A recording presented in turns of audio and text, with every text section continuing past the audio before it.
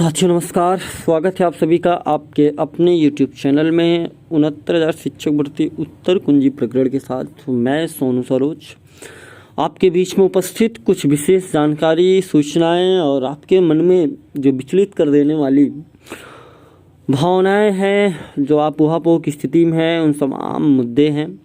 थोड़ा सा वक्त आप अपना दीजिए, कोशिश करेंगे कि आपके सवालों के जवाब दे सकूं मैं।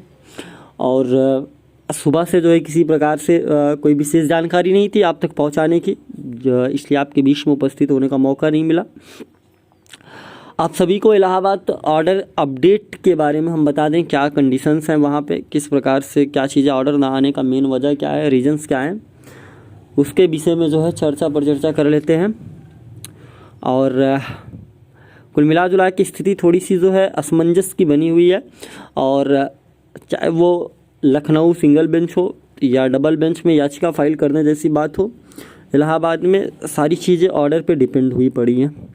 और ऑर्डर में क्या कुछ है ये सबसे ज़्यादा मायने रख रहा है कि किन कारणों को लेकर के मैम ने जो है मामले को पूरी तरह से डिसमिस कर दिया है। क्या आगे के कुछ रास्ते हैं या फिर यूं ही मतलब सब ख़त्म।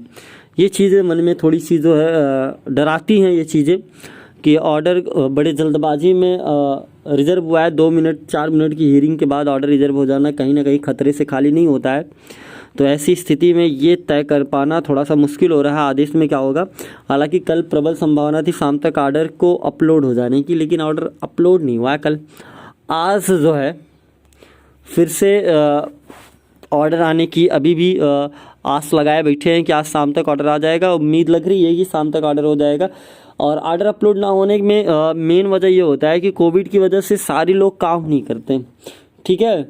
उसमें बड़ी दिक्कतें होती हैं कि इस समय बहुत सीमित संसाधन के साथ कोर्ट चल रही है, तो ऐसी स्थिति में अपलोड होने में थोड़ी सी समस्याएं हो जाती हैं। ऑर्डर की अपलोड हो जाए और समय से अवेलेबल हो जाए। जो रजिस्ट्रार महोदय होते हैं वो उनका भी कोविड की वजह से अवेलेबल होना थोड़ा सा दिक्कत होता है।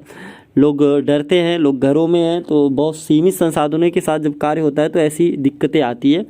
लेकिन उम्मीद है कि आदेश देखने को मिलेगा। आज फिर से बातचीत करने के बाद पता चलता है कि आदेश हो सकता है शाम तक आ जाए। फिर भी अभी कुछ नहीं कह पाएंगे क्योंकि कल भी उम्मीद थी तो कुछ नहीं हुआ था, तो अभी पहले से कुछ नहीं कहेंगे, बस उम्मीद लगाए हैं शाम तक आदेश आए। और जब तक उसका विश्लेषण नहीं हो जाता तब तक कोई निर्णय लेने के लिए असमर्थ हैं। दूसरी बात, कुछ साथी को सुप्रीम कोर्ट में चैलेंज करने की बात की जा रही है। कुछ साथी हैं हमारे जिनको लग रहा है कि मामले को सुप्रीम कोर्ट में खींच के लेके चला जाए, फिर वहाँ से देखा जाए। तो भाई सुप्रीम कोर्ट भी जा रहे हैं आप, थोड़ा सा सोच समझ के जो भी जाए, सुप्रीम कोर्ट बहुत सोच समझ के जाए, क्योंकि वहाँ से ख़त्म होने के बाद फिर कहीं का बचेंगे नहीं आप। और जो डबल बेंच में हुआ है तो जो गलतियां की हैं उसे सिंगल में जो गलतियां किए हैं इलाहाबाद वाले वो डबल में सुधार भी लेंगे। लेकिन अगर कहीं सुप्रीम कोर्ट भाग के गए तो वहां से फिर ऐसे उठा के फेंके जाएंगे, वापस फिर आने लायक नहीं रहेंगे। क्योंकि आपने अमिता त्रिपाठी जी की याचिका को देखा होगा, जिस प्रकार से उसको ख़त्म किया गया, फिर दोबारा स्टैंड नहीं हो पाई याचिका। तो सुप्रीम कोर्ट अंतिम पायदान है, वहाँ तब जाया जाता है जब कहीं से कुछ हाथ नहीं लगता है। और जब हमें लिबर्टी मिल रखी है और हमें वापस किया गया है सिंगल बेंच में मामले को निस्तारित करने के लिए, तो शायद बेहतर है कि यहीं से मामले को निस्तारित कराया जाए, ये ज़्यादा बेहतर है। और बिना कुछ सोचे समझे जल्दबाजी के चक्कर में भाग के जाएं हम सुप्रीम कोर्ट, फिर वहाँ से मामले को पूरी तरह से ख़त्म करा दें, हाथ कुछ न लगे, ये पूरी तरह से रिस्क लेने वाली बात होगी। पूरी तरह से एक बहुत ही रिस्की मामला होगा वहाँ जाकर के मामले को हियरिंग कराना। बाकी जो जाना चाहते हैं, अगर उनके पास संसाधन उतने हो जा रहे हैं, और जो साथी जाना चाहते हैं बेशक जाना चाहते हैं, लेकिन जाने से पहले मेरी बात को थोड़ा सा ध्यान रखना कि वहाँ से कंडीशन ख़राब होने के बाद फिर वापस आप कहीं अपील करने लायक नहीं रह जाएंगे। आप पुनर्विचार याचिका डालेंगे, पुनर्विचार याचिका 99.99% जो है वही वापस रिवर्ट होता है। 0.1% जो है उम्मीद होती है कि बदले, बाकी कुछ नहीं होता सुप्रीम कोर्ट जाने के बाद। ये चीज़ें हम आपको बता देते हैं। और यहाँ पे रुकने का मतलब ये है अभी कि आदेश आ जाए। आदेश में है क्या, किन चीज़ों को पकड़ के जो है मैम ने आदेश को ख़त्म किया है, पूरी तरह से डिसमिस किया मामले को, तो फिर उसको सुधार करके ग्राउंड बना करके मजबूत ग्राउंड के साथ, मजबूत पैनल के साथ डबल में डिफेंड करने के लिए उतरा जाए, ये ज़्यादा ज़रूरी है।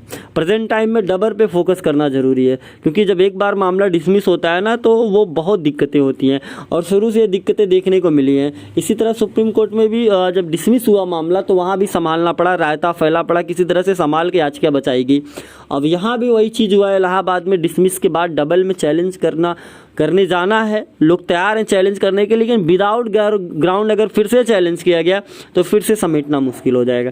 इसलिए टीम अभी भी वेट कर रही है कि आदेश आ जाए, आदेश का विश्लेषण कर दिया जाए क्या कुछ है आदेश में, इसके बाद फिर आगे की निर्णय लिया जाए। इसलिए थोड़ा सा धीरज आपको रखना पड़ेगा, क्योंकि जल्दबाजी में हम मामले को ख़राब नहीं करना चाहता, टीम जो है जल्दबाजी में मामले को ख़राब नहीं करना चाहती, वेट है, देखना चाहते हैं क्या कुछ है आदेश में, इसलिए थोड़ा सा और आपको रुकना पड़ेगा।